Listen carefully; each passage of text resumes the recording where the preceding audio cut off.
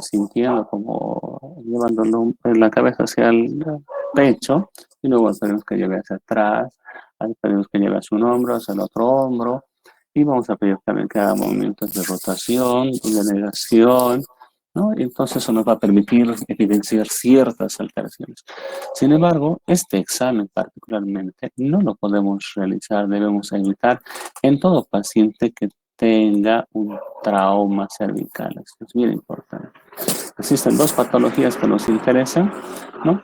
Que van a estar relacionadas con la meningitis y la espondiloartrosis, ¿no? Que muchos pacientes van a venir con una rigidez de nuca y que va a ser imposible flexionar el cuello, ¿no? Porque esta rigidez es endurecimiento por irritación de las meninges, ¿no?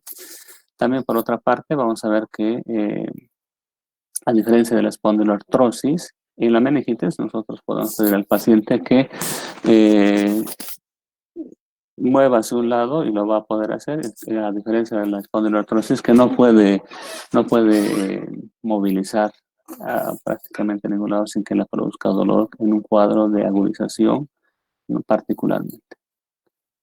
Entonces existen algunos aspectos fundamentales que debemos ver en el cuello y uno de ellos es el examen de los ganglios, que es un motivo de consulta frecuente y alarma, ¿no? En los pacientes. Muchos de nuestros pacientes van a venir con estas lesiones, ¿no?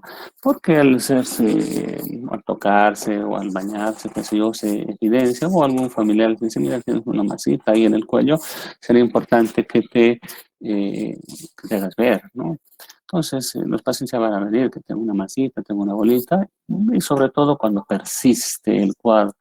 Ya se va dando cuenta que hay pacientes que van a la primera molestia, hay pacientes que pasan mucho tiempo y recién acuden a los centros de salud. Y en esto vamos a ver que existen 10 grupos ganglionares, ¿no? Uno es los preauriculares, los retroauriculares. Vamos a ver que existen los ganglios, el ganglio mentoniano, es uno solo, los ganglios submaxilares, vamos a ver en esta zona en los ganglios tonsilares, los ganglios cervicales anteriores, ¿no? Como se puede examinar de esta forma, los ganglios cervicales profundos, para esto es importante esta maniobra de gancho, como que se observa en mi colega que está examinando, los ganglios profundos es una maniobra de gancho, para poder determinar las características de estos, ¿no? Vamos a ver el grupo de ganglios cervicales posteriores, ¿no? Veremos los ganglios occipitales, a ver, 4, 6, más 3, 9, y finalmente tenemos el grupo de ganglios supraclaviculares. Para esto vamos a pedir siempre al paciente que encoja los hombros, como llevándose a la cara y arriba y hacia adelante, y se va a formar una fosita en esta zona y va a ser mucho más accesible. ¿Por qué es importante esto? Porque en esta zona justamente vamos a encontrar un ganglio que nos va a orientar, ¿no? Cuando está muy aumentado el volumen, cuando está con una superficie rugosa, de bordes irregulares, adherido a planos profundos, es a un problema de metástasis gástrica, ¿no? Por un cáncer.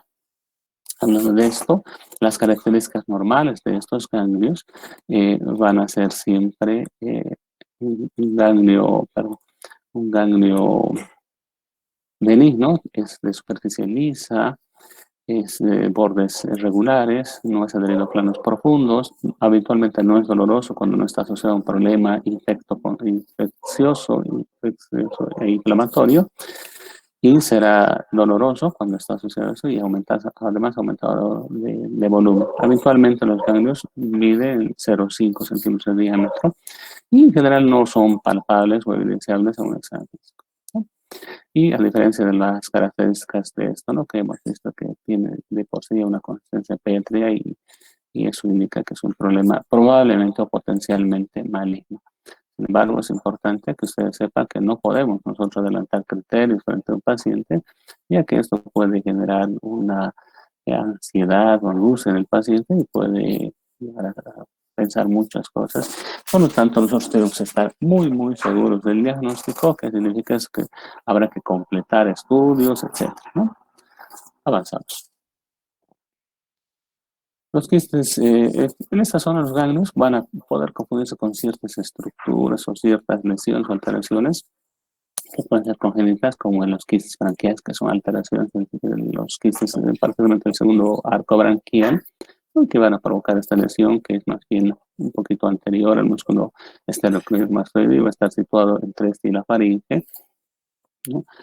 Y el quiste tirogloso, que quizás es una de las alteraciones más frecuentes que existe, que podamos hallar, ¿no? Que es simplemente una falta de reinvolución del receso tirogloso, ¿no? Habitualmente muchos pacientes justamente en esta zona, ¿no? Vamos a poder palpar solo en algunos una prominencia que es el asta mayor del hueso iliaris, ¿no? No en todos.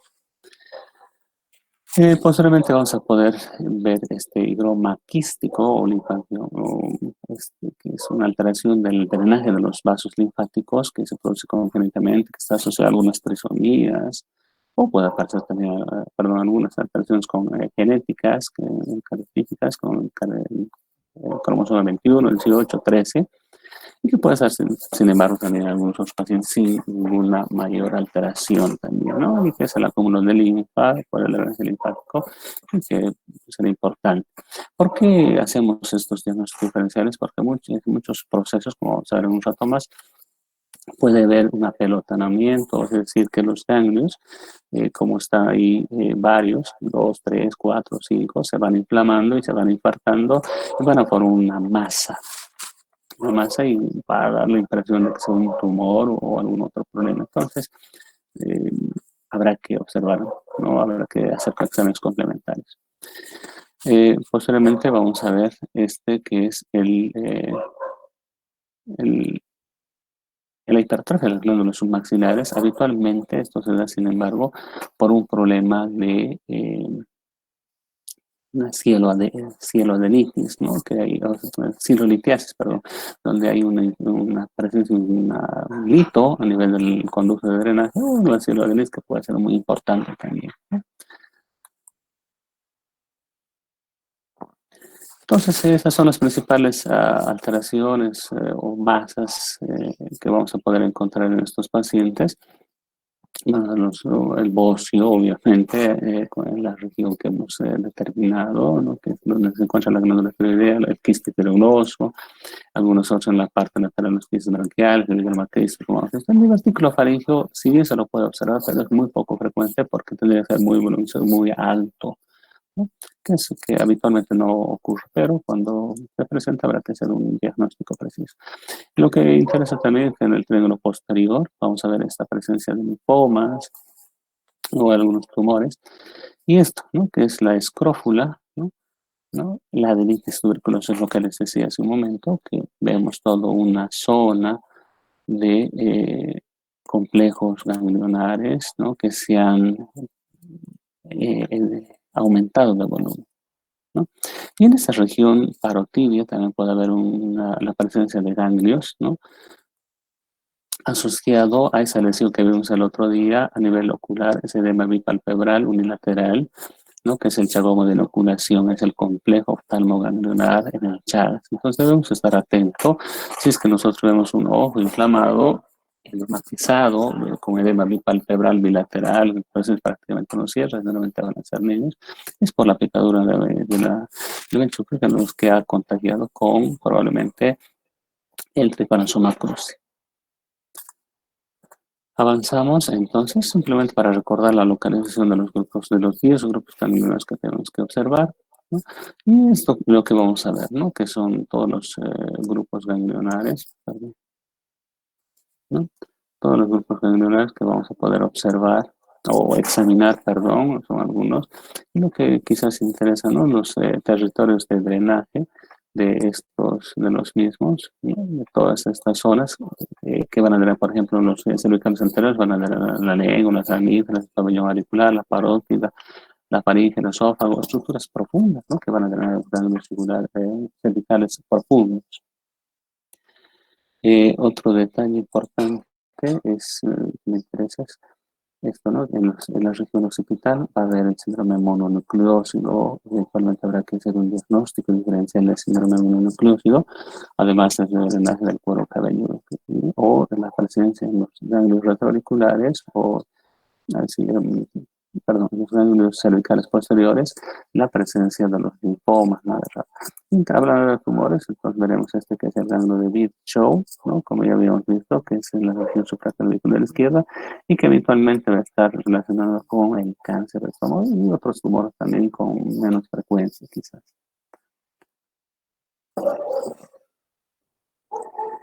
Y vamos a entrar un poquito ya a los vasos del cuello. En esto vamos a ver las venas y las arterias. En relación a las venas, veremos que muchos pacientes jóvenes, normalmente no se evidencian los latidos de los vasos, particularmente las venas, sino en algunos pacientes delgados podemos ver que lo que se mueve son las arterias o en estados hiperkinéticos también, ¿no? O hiperemotivos, en la fiebre particularmente, ¿no? La fiebre y el hipertiroidismo que es importante, ¿no? Que la arteria se verá moverse con el ritmo del duc, ¿no es cierto? Y algunos estados con elevación o aumento de la presión diferencial también podemos ver estos movimientos. Ah, ¿Qué nos interesa en la parte vascular arterial? Este que es el signo de Muset, que fue observado ya en este poeta francés por su hermano, que era médico, y en el cual cada vez que iba a desayunar este paciente, entonces se sentaba prácticamente de costado, de lado del paciente, y veía que la cabeza de este paciente hacía como asintiendo, ¿no? Diciendo, moviéndose sincrónicamente con el pulso del corazón. Y posteriormente, obviamente, falleció el paciente porque esto se presenta habitualmente en los estadios de insuficiencia valvular aórtica, habitualmente en grados muy avanzados, donde ya no hay mucho que hacer con el paciente, o algunos pacientes que tienen fístulas arteriovenosas también en esa zona, podremos observar, ¿no?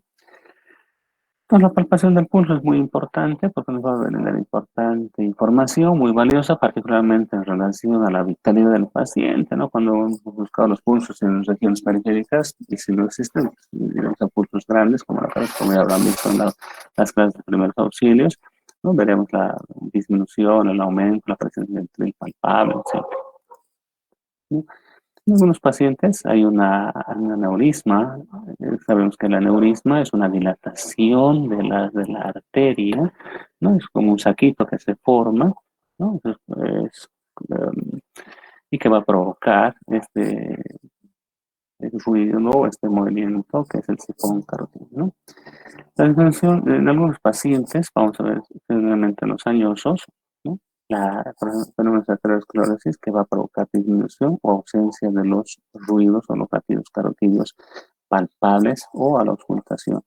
En esto vamos a ver un flujo turbulento que va a provocar un frémito subyacente en su trayecto, ¿no? Entonces, en muchos casos, cuando existe disminución, escucharemos el frémito, pero cuando existe ausencia, prácticamente no va a haber ruidos en esa zona.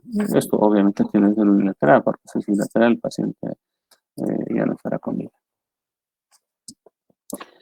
Lo otro que debemos ver que, como decía, ¿no? Podemos sentir frémitos palpables, ¿no? Que son la presencia del soplo, que es perceptible por el tacto, ¿no? Tiene oclusión carotídea que puede ir del 60 al 90%.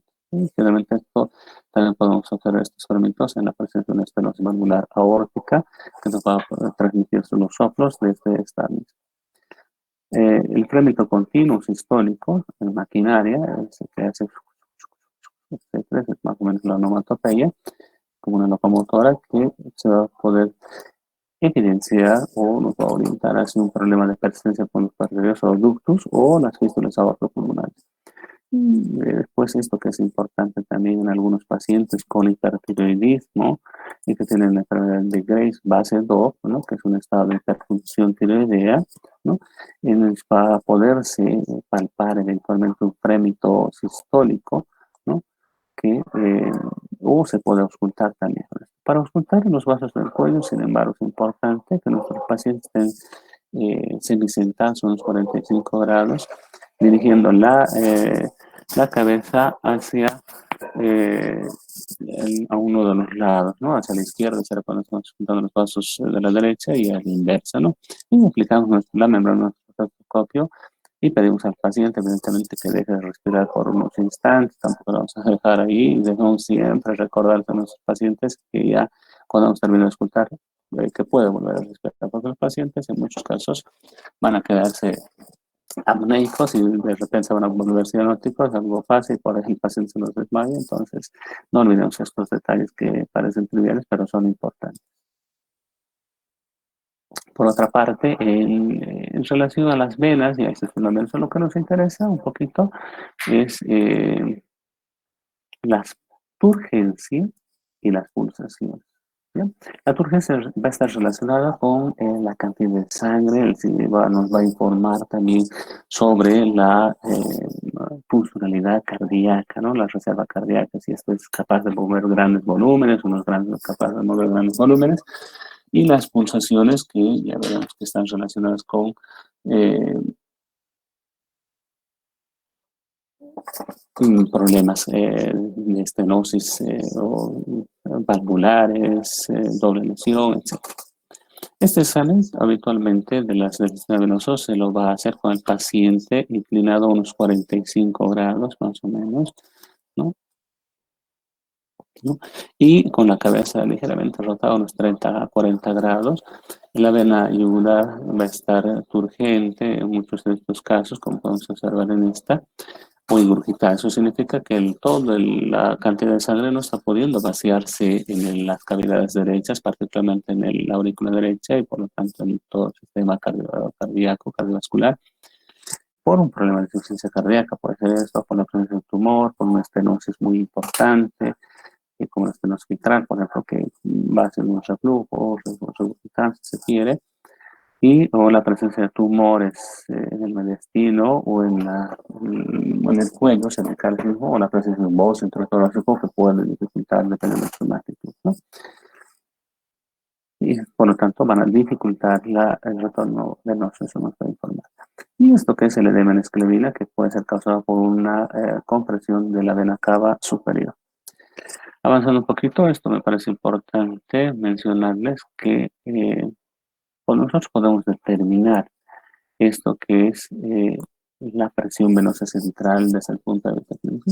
Si bien no tiene mucha precisión, pero sí nos va a orientar y nos va a acelerar ciertos procesos, cómo determinar si el paciente está con una sobrecarga de volumen o está en algún proceso, por ejemplo, un derrame pericárdico, que nos va a indicar este problema de reflexión. Y este que es el ángulo de Lewis, que vamos a determinar. Consideramos más o menos en esta posición, que la aurícula derecha se encuentra en esta posición, ¿no? ¿No? Y que va a ser la presión de agua, va a ser en cero. Y cuando estamos en este, que es el ángulo de Lewis, ¿no? Vamos a encontrar este ángulo en la unión del mango con el manubrio del esternón, el manubrio del esternón con el cuerpo del esternón, ¿no? Justamente a nivel del segundo espacio intercostal aproximadamente, capaz en las prácticas, siendo su práctica cardiológica o en la clase de cardiología y verán con un poco más de detalle probablemente, ¿no? ¿Qué hacemos? Colocamos una reglita perpendicular al plano y otra regla vertical y vamos a poder trazar una línea como esta y que nos va a poder determinar a qué nivel de reflexión está llegando la ingurgitación yugular. Normalmente esto no debería sobrepasar los 2 centímetros aproximadamente, ¿no? Cuando sobrepasa los 2 centímetros, como en este caso, entonces ya está en 7 centímetros, y eso nos indicará que hay una dificultad de retorno venoso por una insuficiencia cardíaca congestiva, probablemente, que es una de las causas más frecuentes, y que conforme el paciente va dejando de tolerar el decúbito dorsal, se va a seguir sentando, y finalmente estará sentada la mayor parte del tiempo. Y esta columna o esta irritación será mucho más evidente, va a ser evidente incluso en el paciente sentado, ¿no? Incluso en algunos casos en el paciente parado. Entonces, eso es importante que no olvidemos esta dimensión del ángulo de Lewis, ¿no? Avanzamos un poco más, entonces el examen de la tráquea, ¿no? Normalmente la tráquea va a estar situada siempre en la línea media, eso es importante, no olvidar, ya que puede perdón, vamos a poder examinar colocando nuestro dedo índice, ¿no? Con el índice a nivel de la horquilla externa y vemos la prominencia de sus anillos. Sin embargo, como les decía, que esta sintonía media, debemos tomar en cuenta que esto puede ser desplazado por masas cervicales intratorácicos, cánceres, neumotórax, hidroneumotórax, algunos problemas cardiopulmonares que pueden desplazar todas las estructuras. Un accidente de tránsito que provoca un neumotórax podrá desplazar, entonces podemos ya observar esta zona y ver el desplazamiento de la misma, ¿no? Por otra parte, esto vamos a poder observar el caracol laringio en condiciones normales, empleando nuestro pulgar y nuestro índice, y podemos mover ligeramente. Los movimientos, sin embargo, a nivel cervical, no los vamos a hacer de manera muy brusca, sino de manera más delicada posible, ¿no? Veremos que hay una sensación de roce o resalto, pero esto va a desaparecer, puede desaparecer en los problemas de cáncer, laringio, óseo, external, etc., ¿no? Entonces estaremos atentos a estas alteraciones. Avanzando un poco más, entrando ya en esta glándula que es tan importante en el metabolismo, como saben, regula todas las actividades de los otros órganos, ¿no? Entonces, normalmente este examen lo debemos realizar con el paciente, de preferencia con el tórax desnudo, por lo menos a gran parte, y con muy buena iluminación, lo mejor posible que tengamos, examinando de la derecha, no se olviden, tenemos que identificar estructuras vecinas, etc. Vamos a empezar por la inspección, como hemos dicho, la inspección tiene que ser por la parte anterior y luego por la parte lateral. ¿Por qué es importante esto? Y eventualmente por la parte posterior también para evidenciar la presencia de alteraciones cutáneas, particularmente como en la captosis nigricans, que puede estar situada ahí, o en otras regiones temporales del cuello, va a estar situada en la parte posterior, como hemos visto, y algunos pacientes creen que se lava y no sale nunca a la sociedad, ¿no? Entonces, si algunos pacientes, sus familiares dicen, ¿por qué sigue sucio tu cuello y por qué no te lavas? ¿No? Y de repente se lavan y hacen todo, pero la lesión persiste. Es una lesión café con leche que es lineal habitualmente, que va a abarcar toda la parte posterior o una región lateral del cuello, ¿no? Entonces nos va a orientar hacia algún problema de la tiroides, justamente, ¿no? En la región anterior veremos algunas lesiones cicatrizales, ¿no? Antiguas, ¿no? Justamente sobre esta línea o en la parte inferior, que nos hablarán de un problema de una cirugía previa de tiroides, la extirpación de un lóbulo de toda la tiroides o de algún otro tipo de cirugía eventualmente. A nivel de la línea media podemos ver algunos restos del conducto arenoso, sin embargo, como hemos visto anteriormente, nos pueden confundir como que esta es la glándula tiroides, ¿no? Entonces, para eso pedimos al paciente que mueva la lengua y si es un quiste tiroidoso, este se va a movilizar junto con el movimiento de la lengua porque está unido ahí, ¿no? Entonces, parece un recuerdo anatómico simplemente de la glándula tiroides, cómo está eh, estructurada con los dos lóbulos del istmo, ¿no? Habitualmente esa es la distribución y que está situada. Estos son los reparos anatómicos que nos vamos a mirar. El mentón debemos evidenciar, luego el huesilloides, el cartílago tiroides, el cartílago cricoides, efectivamente, y finalmente estaremos encontrando el istmo de la glándula tiroides y finalmente la glándula. Vamos a hablar un rato más sobre lo que es el signo de Pemberton-Marañón. En esto de la palpación, vamos a ver que tenemos que evaluar la consistencia, ¿no? La movilidad, la sensibilidad y la presencia o ausencia de pérdida. Existen para esto, ¿no? Para la evaluación de la glándula tiroidea, tres maniobras. Una que es esta, de abordaje posterior, y dos maniobras de abordaje anterior. Dos son bimanuales, como son la maniobra del laje, ¿no? Como estamos viendo en la imagen, y la maniobra que es la maniobra del laje y esa es la maniobra de Kervain, y la maniobra de Kniller, que es monomanual, que en un rato les voy a explicar cómo es. Esta es la maniobra de Kervain. Vamos a colocar posición a nuestros dedos, es la fosa espinosa de la séptima cervical, y vamos a llevar nuestras manos, como se ve en la imagen, en la parte anterior. Y para esto evidenciaremos con el índice el mentón, iremos bajando el huesilloides, el cartílago tiroides, el cartílago cricoides, y luego posicionamos nuestras manos en esta zona.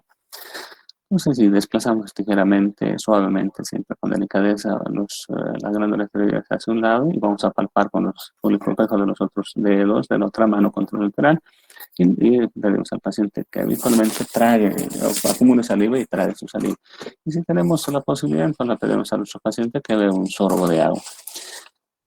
Y lo mismo hacemos contralateralmente. Esta maniobra del laje es un abordaje anterior, como podemos observar, ¿no? Que es mi manual. Colocamos nuestras manos sobre las clavículas en forma de L y llevamos el resto de nuestros dedos a los hombros y posteriormente, una vez que hemos identificado, siguiendo siempre los 4 reparos anatómicos, vamos a identificar la glándula tiroidea y con un pulgar vamos a desplazar hacia un lado, hacia el derecho, y evaluamos con el pulgar contralateral la glándula tiroidea, la presencia de quistes, nodulaciones, etcétera, y las características, ¿no? Si estas son de superficie lisa, si son bordes regulares, el diámetro, si es que no están adheridas a planos profundos, eso nos evidencia un poco mejor cuando pedimos al paciente que degluta o trague su saliva o trague o tome un sorbo de agua. Entonces, si esta no se desplaza con la glándula tiroides, probablemente, o es muy dificultoso, probablemente estamos frente a un proceso neoplásico ganglionar. No, en un momento voy a dejar de compartir mi pantalla para mostrarles un poquito de esto, que es bueno, no sé, no está haciendo posible por alguna razón. Sin embargo, nosotros ponemos en forma de C nuestra mano a nivel de la glándula tiroides una vez. Aquí está, esto es así. Ya. Entonces, si me pueden prestar atención, ¿no?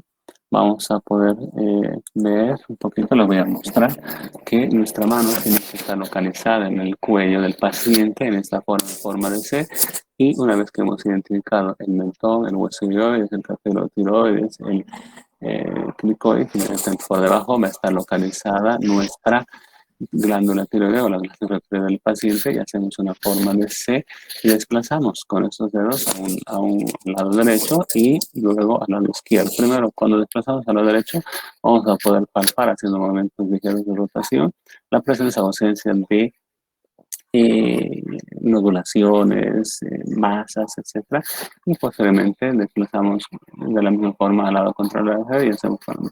O lo otro que podemos hacer es con la mano con la mano izquierda hacemos la maniobra contraria, ¿no? Podemos hacer cualquiera de las opciones, ya dependerá de nuestra experticia o nuestra capacidad de eh, toda vamos a volver a compartir la pantalla. ¿De cómo es para nosotros más fácil realizar esta exploración de la glándula tiroidea? ¿No? Ya veremos en la práctica si nos da tiempo, ojalá que sí, o podemos hacer una demostración de estas técnicas que son importantes para nuestra práctica.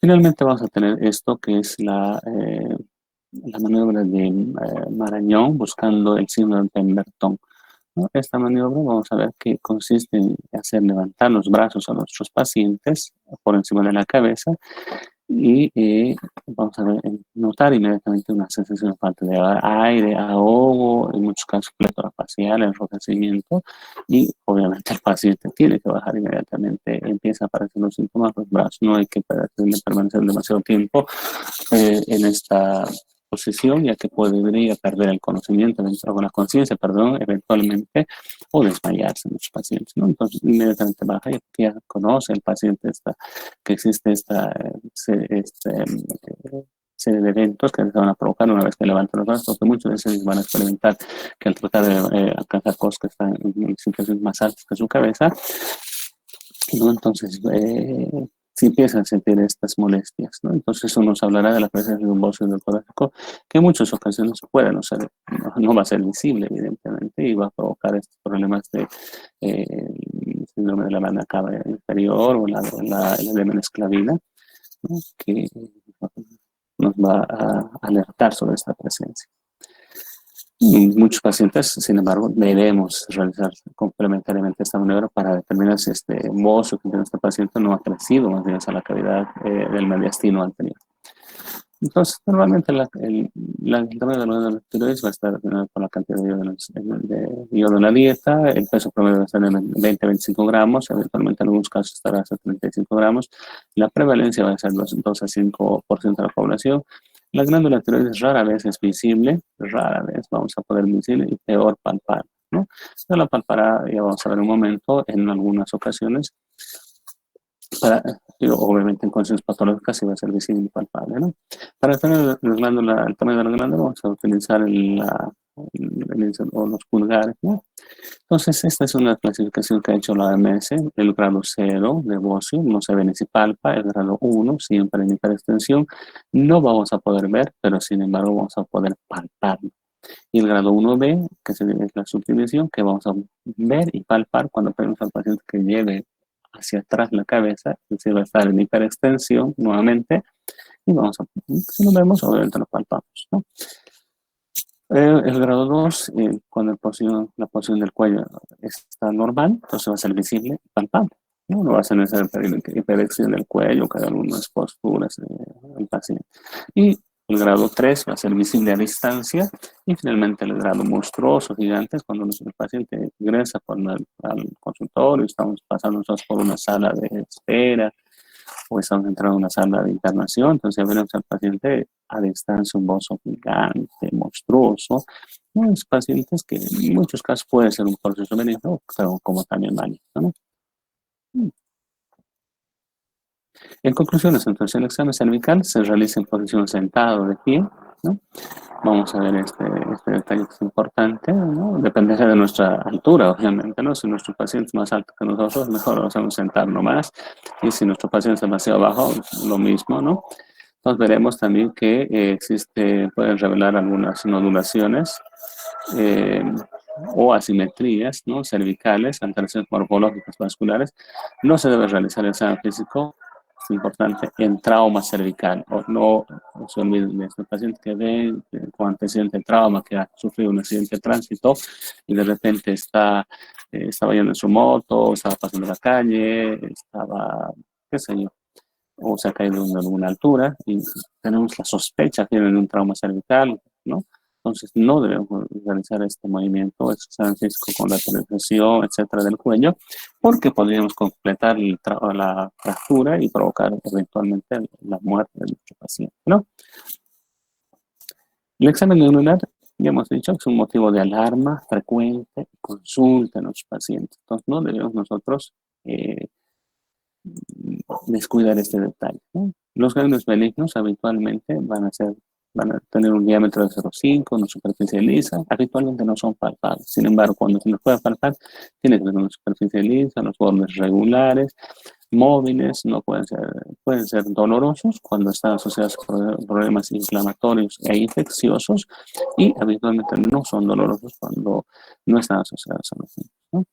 Los ganglios malignos habitualmente son mayores a 1 centímetro, son de superficie y bordes irregulares. Acá, ¿sí? De superficie y bordes irregulares, ¿no? La consistencia es pétrea, son indoloros, esto sí, y son fijos a planos profundos. Entonces, cuando uno trata de movilizar, no va a poder porque es como una piedra, es pétreo, ¿no? Este que es el signo del museo, que vamos a ver en los pacientes con insuficiencia aórtica, la presencia de los latidos cardíacos normalmente no va a ser evidenciable o ligeramente evidenciable en la mayor parte de los pacientes, pero en pacientes gas, con hábitos atléticos, con pacientes con hipermetabolismo, como el hipertiroidismo, o pacientes que han hecho alguna actividad, han llegado tarde a su consulta, han corrido, probablemente sí también vamos a poder evidenciar eso, en procesos febriles también, ¿no? El sistema venoso, ¿cómo vamos a examinarlo? Buscando el ángulo de Lewis, ¿no? Para la presión venosa central, ¿no? Veremos que el paciente se prestará recostado a 45 grados y con el cuello algo rotado a unos 30-40 grados, ¿no? Interesan sobre todo en este examen la urgencia y las pulsaciones. La obstrucción de la vena cava superior, como decía hace un momento, la prevención del movimiento mediastínico, que es por la obstrucción, la presencia de masa tumoral o un problema como una una hidroneumotórax, un neumotórax a tensión que va a desplazar estas estructuras o la presencia de un cáncer en esta zona, ¿no? Que va a obstruir el drenaje venoso de las regiones superiores. Entonces, se puede medir, hemos dicho, mediante la intervención del ángulo del Lewis. Finalmente, vamos a encontrar este que es el signo de Pemberton, utilizando o empleando la maniobra de Marañón en bolsos endotorásicos, ¿no? Para determinar si este paciente tiene un bolso endotorácico como una maniobra complementaria a las técnicas de exploración, que estas son las de Laje, Kerbain y Crille, ¿no? Que nos sirven para evaluar la glándula tiroidea. Finalmente, raramente es visible y por lo tanto solo vamos a palpar en ocasiones la glándula tiroides. Entonces, no logramos palpar evidentemente en nuestros pacientes, es normal en la mayoría, pero sin embargo, cuando el paciente tiene alguna sintomatología de hipotiroidismo o de hipertiroidismo, debemos agudizar un poquito nuestra visión, nuestra inspección y nuestra palpación. Observaremos, ¿no? Que ver es una cosa y observar es otra cosa. Vemos pasar los autos, por ejemplo, pero no nos observamos. Si nos observamos, pues miramos con detenimiento, por ejemplo, ¿no? Y lo mismo debemos hacer en el cuello.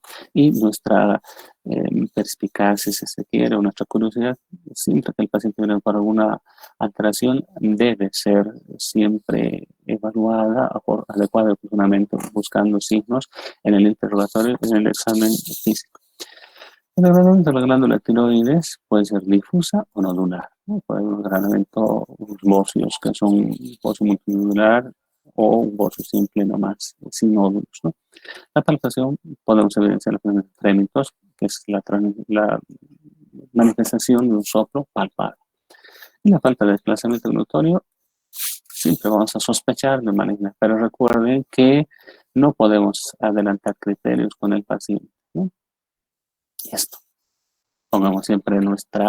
Fijemos nuestra atención en nuestro interés, pero no olvidemos el contexto cuando hacemos el examen físico del cuello, vemos el interrogatorio del cuello, ¿no? Busquemos otras lesiones como eso para ver cosas.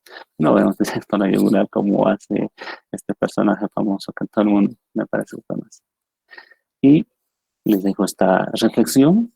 Siempre se nos dice el fin justifica los medios, pero sin embargo el fin no justifica los medios y por lo tanto tomemos en consideración esto, ¿no?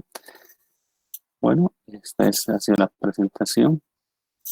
Vamos a dejar de compartir la pantalla y vamos a, si es que no hay preguntas evidentemente, a compartir este pequeño cuestionario, ¿no? Que ya saben cómo es. Vamos a tener unos 5 minutitos para hacer este pequeño cuestionario y que no son cosas grandes, son cosas simples que que he visto por conveniente, ¿no? Reforzarles un poco a cada uno de ustedes. Entonces, mientras se encuentra el cuestionario, a ver, estamos aquí justamente. Y voy a en un momento compartir nuevamente la pantalla para que ustedes puedan unirse a la misma, ¿no? A ver, entonces, acá.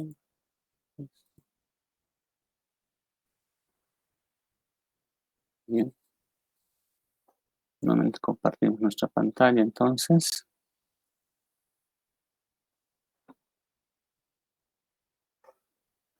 Y esta es la página que ustedes tienen que enlazarse, es joinmindquiz.com.